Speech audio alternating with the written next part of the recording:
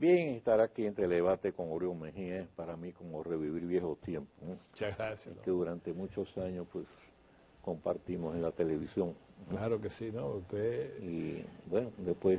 El gran maestro usted. Lógicamente. Yo estoy aquí. Él pues... Orión, déjeme decirle, Orión prácticamente, yo creo que de niño fue peledeísta. Orión se forjó a la vera del profesor Juan Bosch. Así que bebió las enseñanzas del profesor Juan Bosch de manera directa, personal. Aunque ya estoy reclamando mi independencia, pero no es fácil. Pero la formación pero bueno, sí política. Eso queda, la formación política de don Juan. Bueno, Orión, el presidente Danilo Medina dijo en una ocasión anterior que él iba a definir la posición de él en el mes de marzo. E inclusive en determinado momento, pues a funcionarios del gobierno que se lanzaron a hablar de la reelección, casi le dio un boche público, ¿no? Sí. Los desautorizó. Sin embargo, ahora el tema de la reelección vuelve a surgir y se ha formado como una especie de avispero, porque cuando José Ramón Peralta, que es una de las figuras más cercanas del presidente, y mucha gente entiende que cuando Peralta habla por el lado del presidente, dice tranquilamente que la única opción que tiene el PLD para irse en primera vuelta de Danilo Medina vuelve a revivir otra vez el tema de la reelección. Y ha formado el avispero dentro del partido y lógicamente en la oposición también. ¿Qué tú crees? ¿Cómo tú interpretas el mensaje? Don Mario, usted no solamente es uno de los periodistas de mayor relieve en la República Dominicana, sino que usted es un político muy avesado, un conocedor de la política. Yo creo que en el caso del Partido de la Liberación Dominicana, una declaración política no debería producir un avispero de esa naturaleza, sino una contesta política. O sea, en política, yo creo que usted nos ha enseñado mucho en eso. Nada es posible y nada es imposible. Claro. Todo depende. De las circunstancias. De las circunstancias. En política, a veces una cosa posible no es aplicable. Correcto. Y es fácil, no, pero no se puede, porque las circunstancias aconsejan que no. Y hay algo imposible, casi desde el punto de vista de su ejecución, y usted dice, hay que intentarlo, porque el momento es para intentarlo. Y eso incluye el concepto de la reelección. Comencemos por ahí, que a veces la gente piensa que yo me estoy involucrando mucho con la reelección. No, yo digo, la Constitución de la República, ¿qué se necesita para imponer la reelección? Convencer, comprar, alquilar, yo no sé, dígalo como mejor le parezca, lo suficiente número de legisladores, que se cree el protocolo para convocar la Asamblea Nacional. Una vez se haga eso, ¿es ilegal? No. En política nada se puede analizar desde el punto de vista moral ni ético, que no sea algo que colisione con la ley. Si no colisiona con la ley, entonces usted dice, bueno, entonces es un problema político, no es un problema jurídico. Nosotros deberíamos entonces, lo que están en desacuerdo con la reelección, debatirlo desde ese punto de vista. Si yo fuera la otra parte o esta parte, primero, si yo soy la persona más importante dentro de los cercanos al presidente, o uno de los más importantes, yo diría lo mismo. Yo diría, el presidente Danilo Medina es lo mejor de la bolita del mundo. Si yo estoy del lado del presidente Fernández, yo diría, no señor, el mejor de la bolita del mundo es el presidente Fernández. Cada uno justificándolo de la manera que mejor estima. Pero eso el que eso se diga no crea crisis de gobernabilidad. Y otra cosa que usted nos ha enseñado de su pasado marxista es lo siguiente: las contradicciones usted las puede definir como principal. Por ejemplo, en su casa dice, no, mi mujer y yo ya no podemos estar, pero posiblemente sean contradicciones secundarias. Entonces, el error está en usted convertir una contradicción de carácter secundario de carácter principal para romper todo el esquema que tiene, por ejemplo, un partido político. ¿Cómo yo puedo, a partir del avispero que usted dice, crear una condición para involucrar al presidente Danilo Medina o involucrar al presidente Fernández directamente en un pleito que el liderazgo del partido todavía no ha dicho que lo va a hacer? O sea, los oficiales de un ejército no están para sustituir al general que está llevando no sé si usted me entiende. En definitiva, yo pienso que se está derramando agua en el PLD que luego no van a poder recoger con esta crisis. Si el presidente Medina dice que va a las elecciones, ahí está, que va a la reelección, yo pienso que ahí hay un problema, porque el presidente Fernández ha dicho que no hay vuelta atrás. Claro. Sí. Pero ¿quién decide la reelección o no? Lo decide una primaria. No lo decide el Tribunal Constitucional, porque es un tema político, no es un tema jurídico. Lo decide el Partido de la Liberación Dominicana, que el presidente Fernández ha dicho que en cualquier escenario él gana. Y José Ramón Peralta dice que el presidente es el único que puede ganar en primera vuelta. Bueno, es un tema político, discútanlo en tema político, hagan su táctica y su estrategia en ese orden, pero convertir un pequeño problema en un problema mayor no parece la mejor solución a la crisis del PLD. Sí, esa es la situación que se está produciendo en el seno del PLD, y me luce que las posiciones se han vuelto ya tan antagónicas que mucha gente duda de que en esta ocasión, que el PLD, que siempre ha resuelto todos sus conflictos internos, porque por encima de cualquier consideración ha primado de ello la necesidad de mantener el poder, y la única forma de mantener el poder es manteniéndose unidos. Pero en esta oportunidad luce que ya las posiciones son demasiado antagónicas, entonces hay dudas en ese sentido, cómo va a resolver el PLD su conflicto. Es decir, ya lo mismo si postulan a Danilo Medina, o si Leonel Fernández es el candidato, o si es cualquiera de los otros que están en estos momentos en la gatera, ¿no? Mire, la vez anterior de la crisis del PLD, que se resolvió en un acuerdo que se llegó el comité político que se reunió en Juan Dolio, en esa oportunidad la situación estaba tan tensa, don Mario, que en un momento al presidente Fernández le dijeron, vámonos de aquí, que aquí no hay condiciones. El presidente dijo, no, a un presidente no se le deja, no se le hace un desplante, a un presidente de la República, dijo el presidente Fernández. Si hay una persona mesurada en toda esa crisis, es el presidente Leonel Fernández. El presidente Leonel Fernández, en ese momento, una parte de sus seguidores, de sus generales, ahí le dijo, ordene, presidente, ¿qué es lo que hay que hacer ahora? O sea, vámonos. El presidente le dijo, no. Al país no le conviene que la oferta política electoral que estaba haciendo la oposición sea la gananciosa. Hay que respaldar al presidente Danilo Medina. Eso lo dijo el presidente Fernández a su gente. Y tuvieron que caminando. Y se vio al presidente Leonel Fernández haciendo todos los esfuerzos para que ganara el presidente Medina. Y al presidente Medina decir en acto público, referirse al presidente Leonel Fernández como el líder del partido. Eso se llama acuerdo político importante.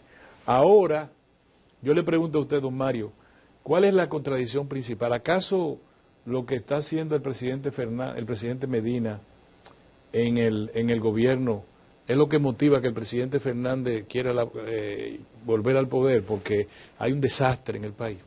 ¿Acaso el presidente Medina está diciendo que está haciendo cosas esencialmente diferentes a la que ha hecho el PLD en los gobiernos de Leonel? Estabilidad monetaria, crecimiento económico. En el caso del presidente Medina se ve que está más centrado en redistribución del ingreso público, pero también el presidente Fernández implementó un programa de asistencia e inclusión social que todavía maneja la vicepresidenta, ¿verdad?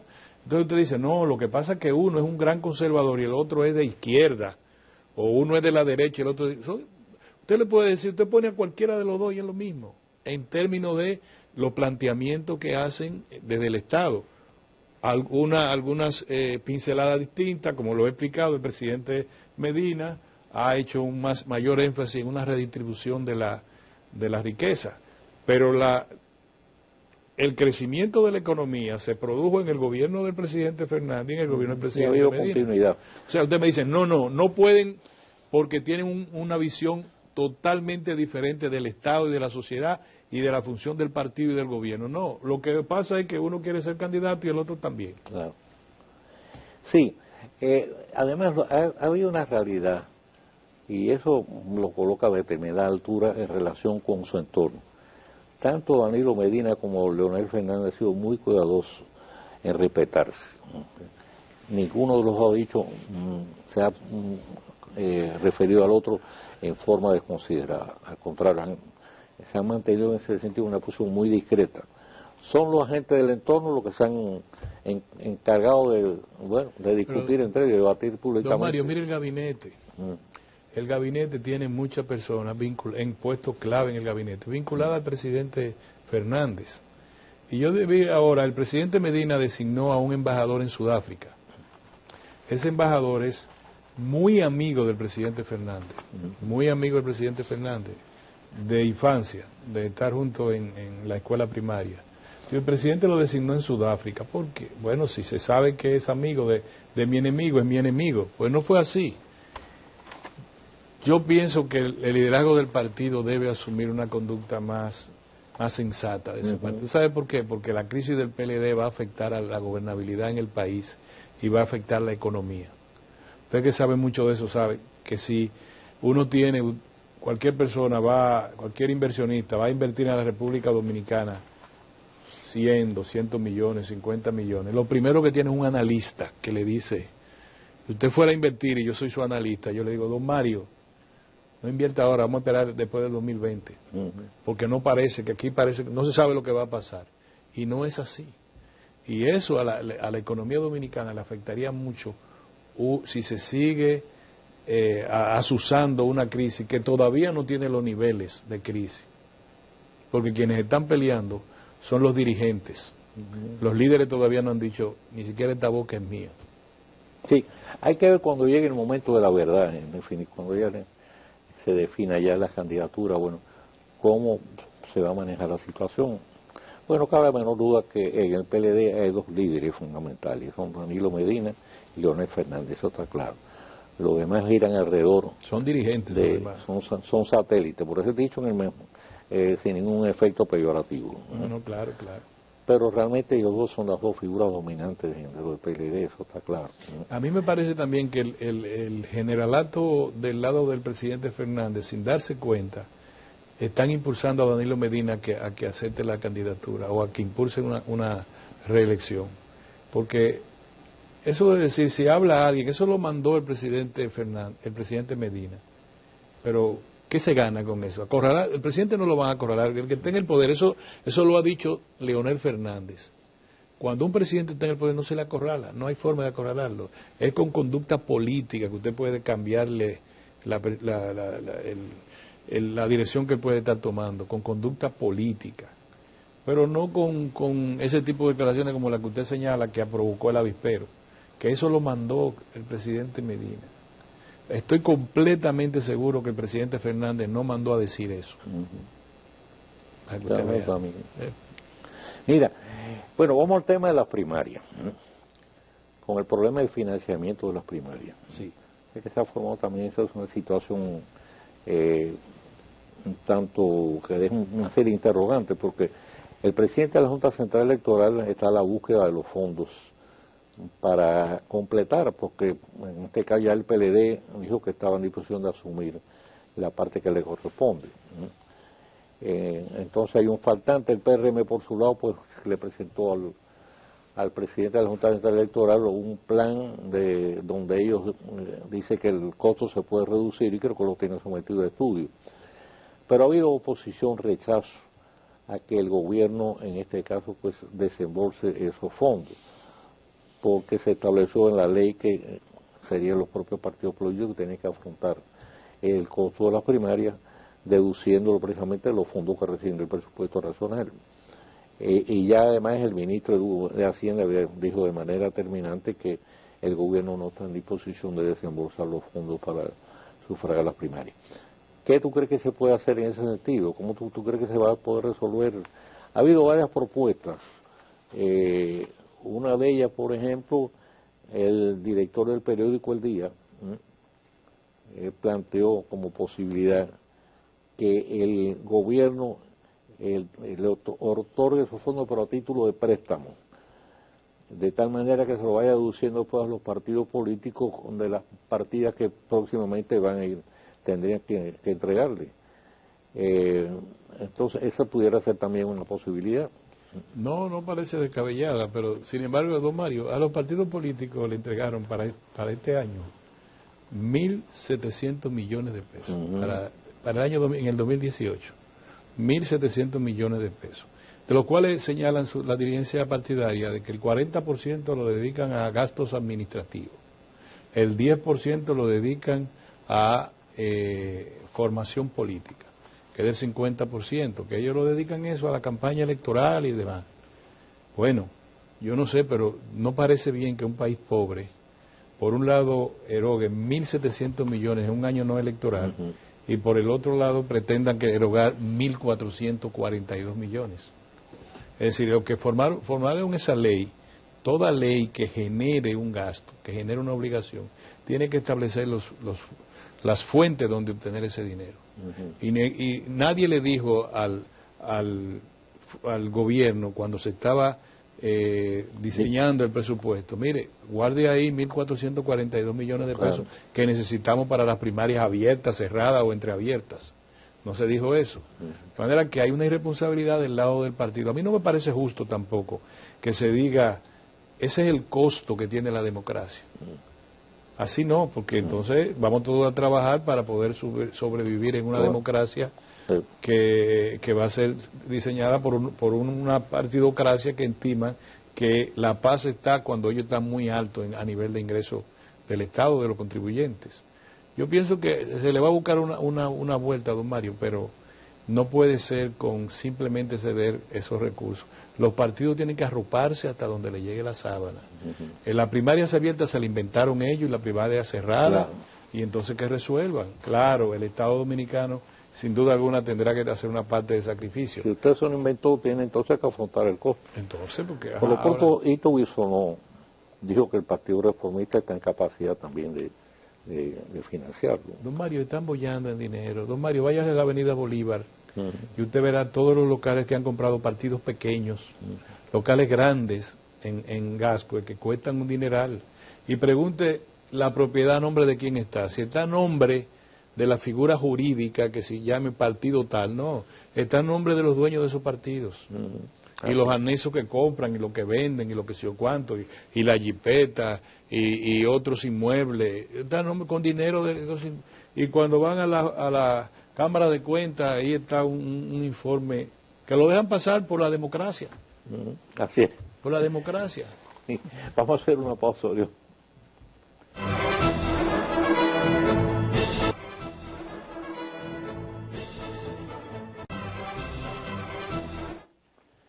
Bien, Orión, ahí salió la información de que la presidenta de Transparencia Internacional pues dice que el voto automatizado que tiene es muy problemático. Primero que pone en riesgo la identidad del votante y el secreto del voto, o sea que es una cosa fundamental del ejercicio electoral. Y en segundo lugar dice que no garantiza los resultados, al punto que dice que de 20 países desarrollados del mundo, solamente los Estados Unidos utiliza el voto electrónico, y para eso de manera parcial, en un grupo de estados nada más. Y inclusive dice que, presente dice que nada más hay 4 países que utilizan el voto automatizado, que son Venezuela, la República del Congo, 2 más ahora que no recuerdo. Y dice que siempre los resultados al final han sido muy problemáticos, muy conflictivos. ¿Qué tú crees? Porque ahora la Junta Central Electoral precisamente tiene en agenda pues sacar a licitación la adquisición de esos equipos. Bueno, don Mario, si son 4 que hay, van a ser 5 ahora, porque vamos a estar nosotros en eso. Vamos a ser 5. Esa fatalidad de que se habla, aquí es donde hemos tenido problemas con el voto contado, con el voto de a pie. O sea, si la señora de Amnistía Internacional hubiese estado aquí un par de elecciones anteriores y hubiera dicho, rápido, cámbienlo. Porque cuando se vota, aquí nunca se sabe, hacen las últimas 10 o 12 elecciones. Bueno, cuando se gana tan ampliamente, sí, pero siempre se denuncia fraude. Y mucho antes, más atrás todavía, don Mario, te recuerda que bueno, se perdía por 21.000 votos, por 5.000, Juan perdió por 6.000 votos, y Magluta perdió por 21.000 votos, y en toda la cosa se dice fraude, y la gran tragedia política dominicana del año 1994 fue porque el doctor Balaguer le dijo a Peña Gómez después de las elecciones: usted y yo estamos empatados. Vamos dividiendo el gobierno entre los dos. Dos usted y dos yo. Entonces, si ella conoce esa historia dominicana, va a decir, no importa que en Burundi ella ha tenido problemas. Sí, doctor, que nosotros quedamos empatados. Y inmediatamente le dijo, 2 y 2, y déjeme a mí comenzar. El doctor Peña me puso muy contento, pero su partido le dijo que no, que eso era un cacho. Entonces no pudo, la segunda parte no la pudo. Ahí vino la crisis, ya ustedes saben, y no solamente el doctor Peña Gómez no pudo ser presidente, sino que fue la vía expedita para que el doctor Fernández fuera presidente. Mira, ¿cómo ves el futuro económico? Porque se está hablando inclusive de la posibilidad de crisis a nivel internacional otra vez.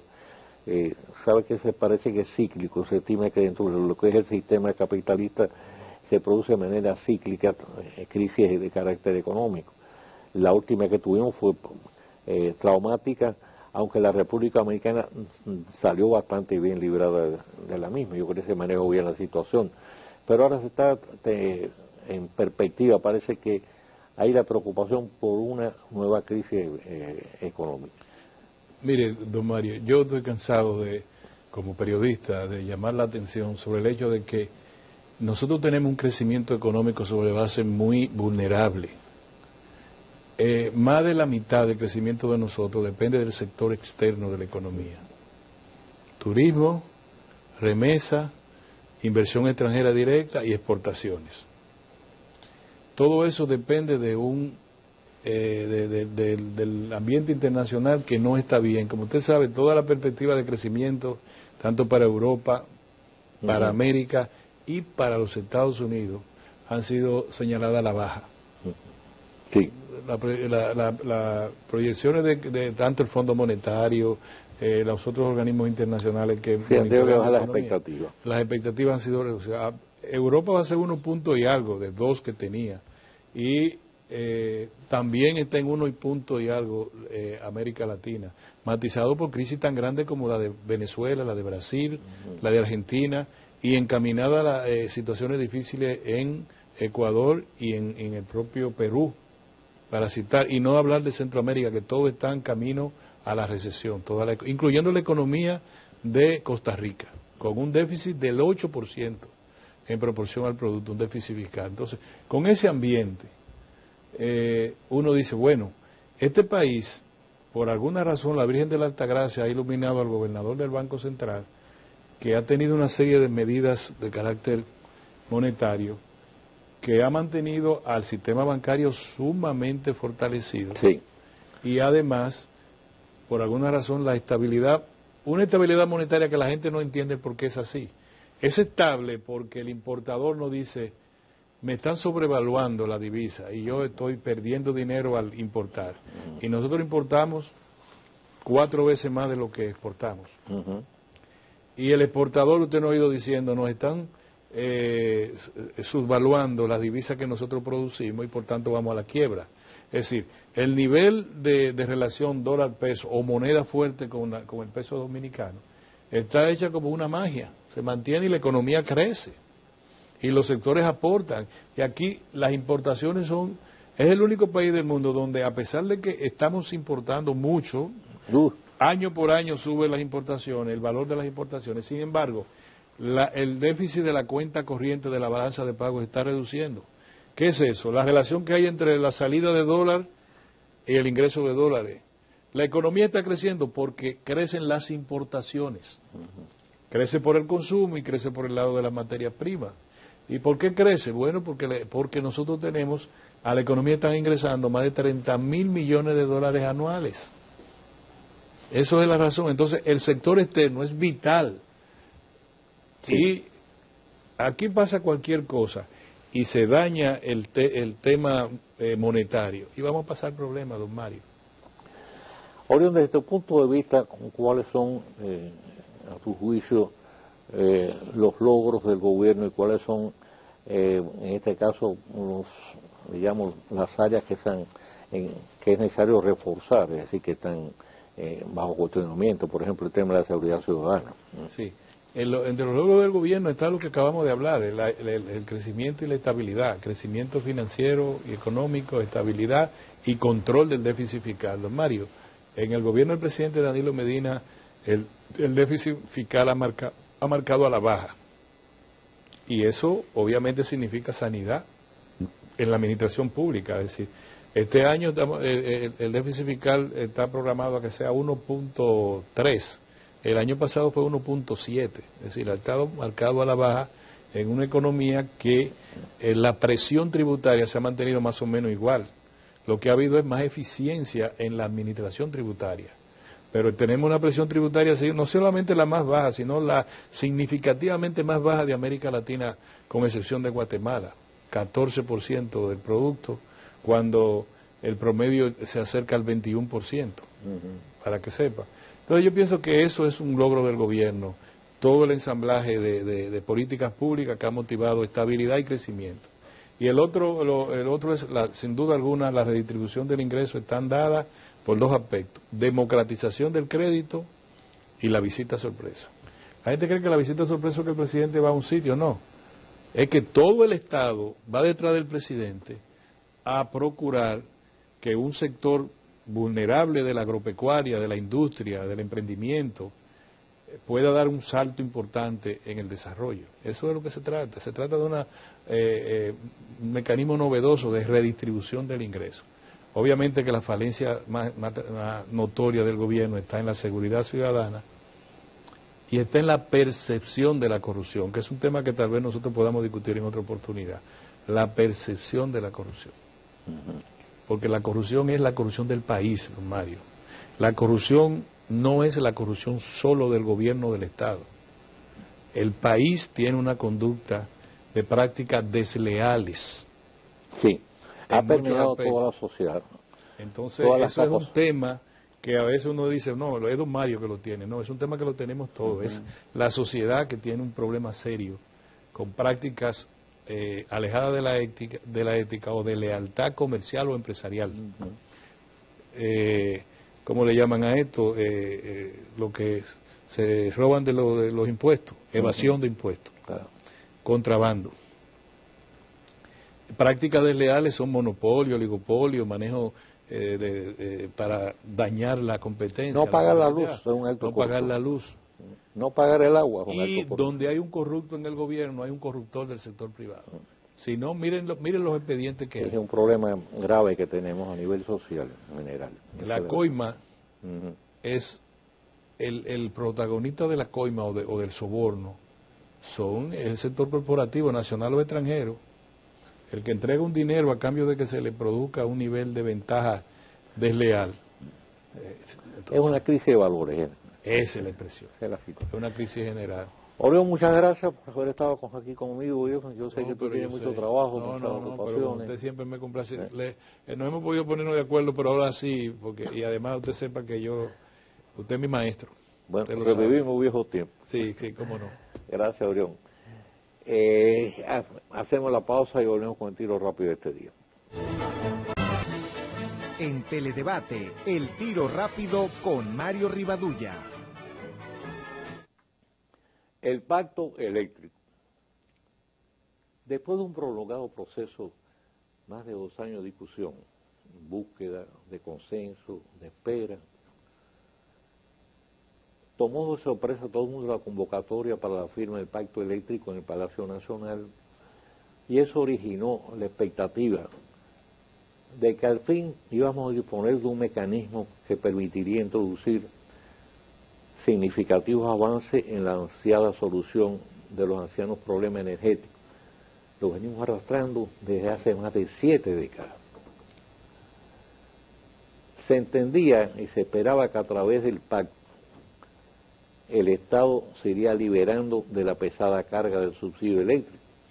Para que tengan una idea, en los últimos 6 años, no obstante la baja que se produjo en los precios del petróleo, ha drenado los fondos públicos con más de 5.000 millones de dólares. Si usted lo lleva al cambio actual, son más de 250.000 millones de pesos.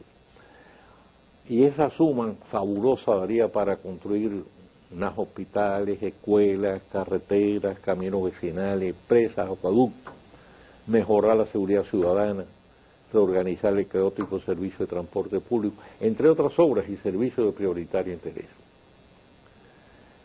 Para el sector industrial, la ansiada expectativa de reducir sus costos operativos y poder mejorar sus niveles de competitividad, tanto en el mercado local como aumentar su capacidad de exportación, que está muy por debajo de nuestras importaciones. Estamos importando prácticamente 3 veces más de lo que exportamos. En el sector eléctrico se esperaba y se espera que el pacto pueda promover y facilitar la conversión de plantas a gas natural, con la consiguiente reducción del costo de producción de la energía. Y además eso permitirá disponer de energía limpia, así como no contaminante, por lo menos no en la misma medida que cuando usted utiliza los combustibles fósiles. Y por el lado de las sedes, estas quedarían obligadas a eficientizarse, a ir reduciendo progresivamente sus gastos. Al presente, los gastos de la sede absorben en promedio el 25% de los ingresos. Estarían obligadas entonces a bajarlo un máximo de 10% de manera progresiva, como naturaleza no se produce de la noche a la mañana por arte de magia. Y para los usuarios, dejar sepultado en el pasado el amargo recuerdo de los apagones. Más en el tiempo, la eventual posibilidad de poder disponer del servicio, un servicio estable pero a tarifas más razonables. Lamentablemente la ilusión duró pocas horas. Tan sorpresiva como fue la convocatoria, fue la suspensión de la firma sin fijación ahora de nueva fecha. Aunque oficialmente no se ha ofrecido la razón de la suspensión, el PRM se encargó de asumirla con la divulgación de los puntos que explican su negativa a firmar el pacto. Entonces, al margen de mayor o menor razón que avalen los motivos de la suspensión, no vamos a hacer juicio de valor en ese sentido porque además no conocemos a fondo el tema. Lo cierto es que se incurrió en un error de origen cuando se incluyó una cantidad tan numerosa de participantes en la discusión del pacto, lo que ya de por sí permitía presagiar la imposibilidad de lograr un consenso unánime. Una ilusión, un sueño. Y así de nuevo, las razones políticas por un lado, los intereses sectoriales por otro, se sobreponen a los del país. La conclusión ahora es que cualquiera que sea la salida que se le busque, el tranque es que el alumbramiento del tan necesario y esperado pacto eléctrico va a dictar de resultar un parto natural, sino que solo podrá cobrar vida por vía de cesárea. Esperemos que no fallezca en el proceso. Mañana, Dios mediante, estaremos de nuevo en Teledebate, Noticias 16, y a continuación les dejamos con nuestro próximo programa, 5 días con Mónica Gutiérrez. Mario Rivadulla presentó Teledebate, con la participación de Alex Jiménez, objetivo, veraz, orientador.